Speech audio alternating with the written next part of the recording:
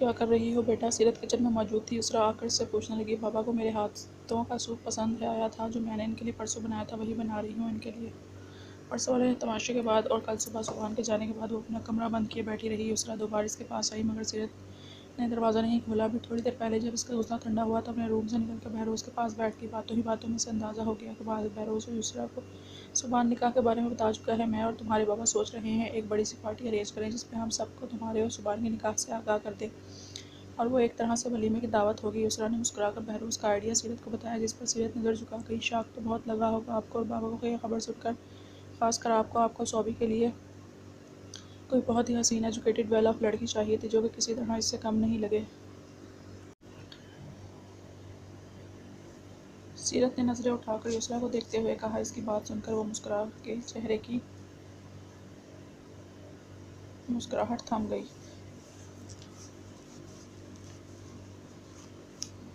सीरत ने बात ही इस तरह की की थी कि युसरा जो मुस्कुराकर इससे बात कर रही थी उसकी मुस्कुराहट एकदम थम गई थी। तुम खुद को हसीन एजुकेटेड और वेल ऑफ नहीं समझती? ये सारी खूबियाँ तुम में भी तो हैं और सबसे बढ़कर तुम मेरी पहली औलाद हो। मेरी बेटी जन्म दिया है मैंने तुम्हें, ऐसा लगता रहा है तुम्हें कि मुझे तुम्हारे बाबा को शौक लगा होगा। हम दोनों तो बहुत खुश हैं अब ये देखकर कि तुम हमारे पास हमेशा के लिए रहोगी आंखों के सामने। बेटा, अपने बाबा और मेरी खुशी का तो तुम अंदाज़ा ही नहीं लगा सकती। प्लीज़ सीरत, अपने दिल से सारी बदगुमानी निकाल दो। मैं और बहरोज़ तुमसे बहुत प्यार करते हैं। युसरा ने सीरत को यकीन दिलाते हुए गले से लगाया तो वो चुप ही रही। ये नहीं था वो युसरा और बहरोज़ से बदतमीज़ी करती हुई ऐसी बात नहीं मानती, वो बस रह कर भी इनसे मिक्स नहीं हो पाती थी और इन दोनों के बीच और अपने बीच एक फ़ैसला रखे हुए थी। क्या हो रहा है? लेडीज़ किस बात पर किचन में खड़े होकर इतना इमोशनल हुआ जा रहा है? सुबहान पुलिस स्टेशन से भी आया था। युसरा की आवाज़ पर किचन में आया तो युसरा और सीरत को देखकर पूछने लगा, तुम्हारे बाबा और मैं फ़ंक्शन रखने का सोच रहे हैं जिसको सीधा सीधा तुम्हारा और सीरत का वलीमा कहा जा सकता है। बहरोज़ मशवरा करेंगे तुमसे भी। युसरा ने सीरत से अलग होकर सुबहान को बताया, मशवरा करने की क्या ज़रूरत है? आपका और बाबा का हुक्म हमेशा की तरह सर आंखों पर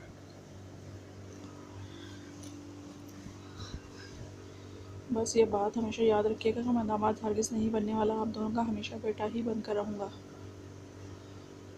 बेशक आप दोनों अपनी बेटी को बहू समझ लेना।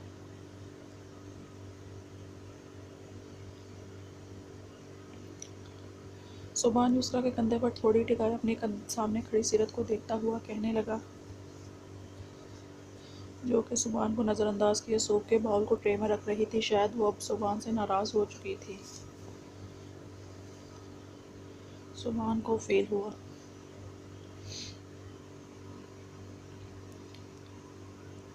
तुम मेरे और बहरोज़ के बेटे ही हो। ये बात तुम ना भी बोलो तो मुझे मालूम है तुम कभी दामाद बन ही नहीं सकते, हमेशा बेटे ही बनकर रहोगे। तुम्हारी वजह से ही तो सीरत हम दोनों को ज़िंदगी में वापस आई है। युसरा ने प्यार से सुबहान का गाल थपथपाया जो कि युसरा के कंधे के करीब था। अगर ऐसी बात है तो फिर इजाज़त दें अपने बेटे को कि अपनी प्यारी सी बहू को डिनर कराने आज बाहर ले जाए। सुबहान अभी सीरत का चेहरा देखते हुए युसरा से बात कर रहा था। मैं आज बिज़ी हूँ, मेरा मूड नहीं है डिनर का। युसरा के कुछ बोलने से पहले सीरत बोलती हुई सूप की ट्रे लेकर किचन से बाहर निकल गई। युसरा गर्दन मोड़कर सुबहान को देखने लगी तो वो सर खुजाने लगा। आप टेंशन मत लें, थोड़ा गुस्सा दिखाएगी, 1-2 बातें चुराएगी, 3-4 बार नखरे दिखाने के बाद आखिर में मान जाएगी। पटा लूँगा वैसे।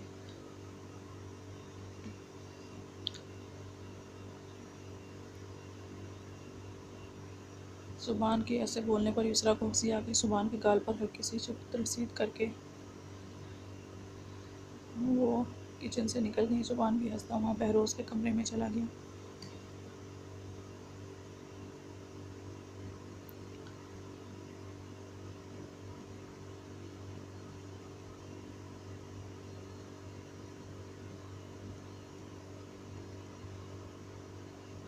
रनम बेड पर लेटी हुई सिसकियाँ ले रही थी। काफ़ी देर से रोने के बाद अब आंसू खुश्क हो चुके थे।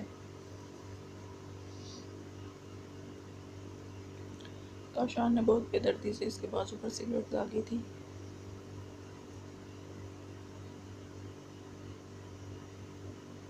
इसके बाजू पर जलने का निशान वहाँ से नजर आ रहा था और रनम कदम देकर दूसरे रूम में चला गया। जबकि रनम का वजूद 2 घंटे से रोने के बाद अब सिसकियाँ ले रहा था। जब भी बेडरूम का दरवाज़ा खुला और कौशान रूम में दाखिल हुआ, रनम तेज़ी से बेड से उठी और वार्डरोब की तरफ जाकर अपनी लंबी लंबी आस्तीन का ड्रेस निकालने लगी और ड्रेस लेकर वॉशरूम की तरफ जाने लगी। तभी कौशान ने इसका रास्ता रोका।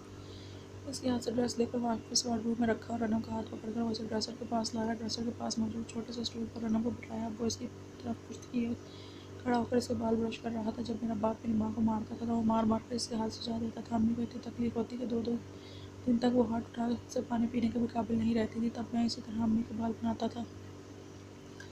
वो रनम के बालों में छुट्टियाँ बनाता हुआ बोला। काशान की बातें सुनकर रनम को डर लगने लगा कि वो खौफजदा नज़रों से काशान को देखने लगी।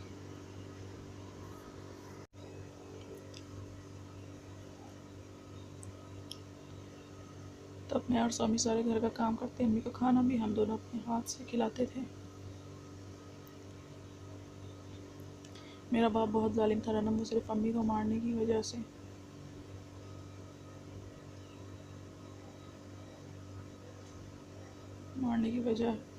ढूंढता था, मौका तलाश करता था कि अम्मी पर हाथ उठाए। काशान ने रनम को खड़ा करके उसका रुख अपनी तरफ किया और रनम को उसकी बातों से खौफ आने लगा।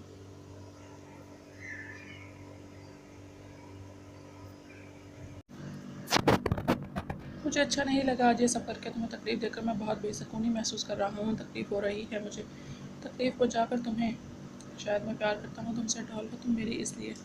काशान रनम का चेहरा अपने हाथों में थाम कर बोल रहा था। रनम को एक बार फिर रोना आने लगा। मैं इफ्तिखार अहमद नहीं हूँ जो तुम्हें मार पीट कर तकलीफ़ देकर खुद को पुरसुकून करूँ। तुम बहुत मासूम हो रनम, तुम्हें बाहर की दुनिया का नहीं पता। इन मर्दों की सोच का अंदाज़ा नहीं है। इनकी घटिया सोच और गंदी नज़रों को तुम नहीं समझ सकती। मैंने अपनी ज़िंदगी का एक हिस्सा ऐसे मर्दों के साथ जेल में गुजारा है, चाहे छोटा बच्चा हो, आदमी या सब औरत को एक ही नज़र से देखते हैं। तुम इस चीज़ के लिए मुझे जालिम कहना चाहती हो तो कहो, मगर मैं तुम पर किसी की भी बुरी नज़र बर्दाश्त नहीं कर सकता। इस लड़के ने आज तुम्हारा बाजू देखा होगा, क्या क्या ख्यालात इसके दिल में आए होंगे।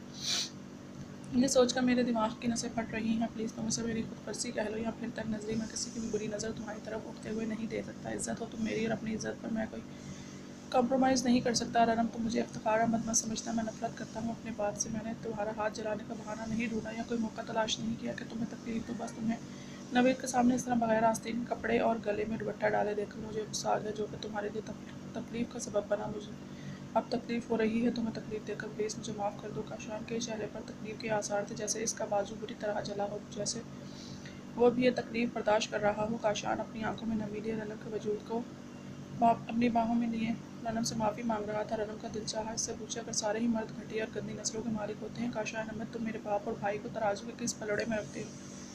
रनम का दिल चाहा वो इसे ये भी बताया कि जिस माहौल में पली बढ़ी है, इसने अपने इर्द गिर्द मर्दों की नज़रों में एहतराम देखा है। इसका बाप, भाई, कज़न, खालू सभी इसको, इसकी माँ को इज़्ज़त की निगाह से देखने वाले मर्द हैं। यहाँ तक कि इसके नौकर भी, वो चाहकर भी अपने शोहर को ये नहीं बोल सकी कि जेल की छाप ने तुम्हारे दिमाग पर गहरे असरात छोड़े हैं। रनम को लगा काशान आज इसे ज़ख्म देकर शर्मिंदा है, और कहीं अंदर से काशान के डर भी है कि इसकी बीवी इसे इसके बाप को जैसे जालिम ना समझ ले जिससे वो नफरत करता है। मगर वो सब कुछ सोच सकती थी, बोलने की गलती दोबारा नहीं कर सकती थी, क्योंकि इसे अपने बाजू पर अभी भी जलन हो रही थी। वो कुछ भी काशान के सामने बोलकर दोबारा कोई रिस्क नहीं ले सकती थी। अब खाना मैंने टेबल पर लगा चुका हूँ, मैं अपने हाथ से खाना खिलाता हूँ।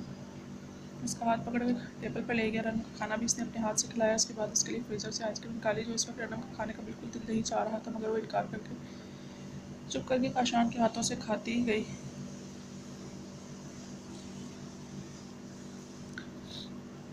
जब रनम खाने के बाद टेबल से जूठे बर्तन उठाने लगी, तब भी काशान ने इसको मना किया और बेडरूम में जाकर लेटने को कहा, और खुद ही बर्तनों को वॉश करके रनम के पास आया। रनम के बराबर में लेटकर इसका सर अपने सीने पर रखा।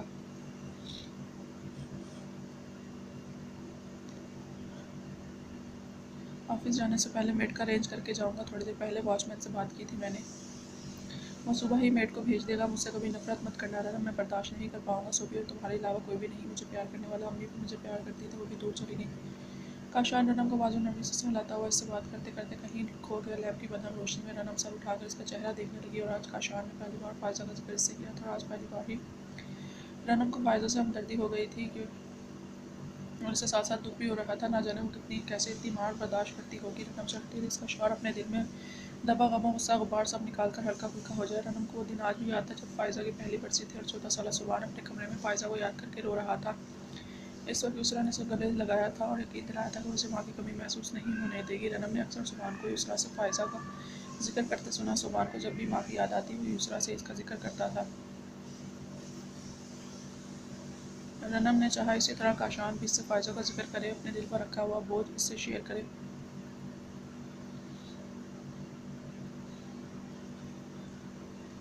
आपको बहुत प्यार था ना काशान अपनी अम्मी से। काशान रनम की बात पर चौंक कर इसे देखने लगा।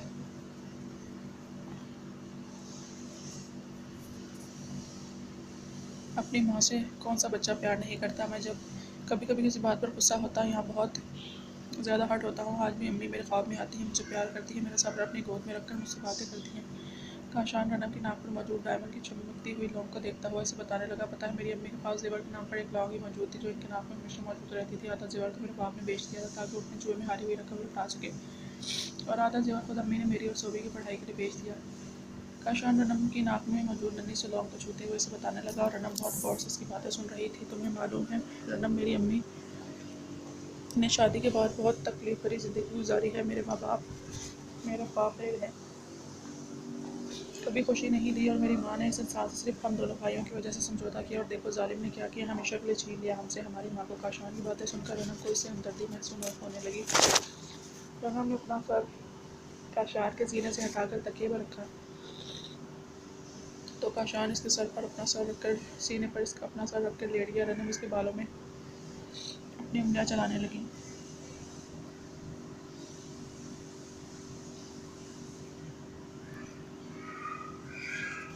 मुझे मालूम है मैं कभी कभी तुमसे ज़्यादा मिसबिहेव कर जाता हूँ, मैं माफ़ी मांगता हूँ अपने रवैये से, तुम्हें मेरी बातें हर्ट करती होंगी, मगर ये सब कुछ मैं जानबूझकर नहीं करता, गुस्से में कर जाता हूँ, ऐसा बाद में पछतावा होता है मुझे। रनम, मैं तुमसे प्यार करता हूँ, हमेशा तुम्हें अपने पास देखना चाहता हूँ, तुम मुझे माफ़ कर दिया करो प्लीज़। काशान इसके सीधे और अपना सर रखे हुए आंखें बंद करके बोले जा रहा था। रनम इसके बालों में उंगलियां चलाते हुए इसकी बातें सुन रही थी। कल काशान प्लीज़ दोबारा मेरे साथ इस तरह मत करिएगा, मुझे आज बहुत तकलीफ़ हुई थी।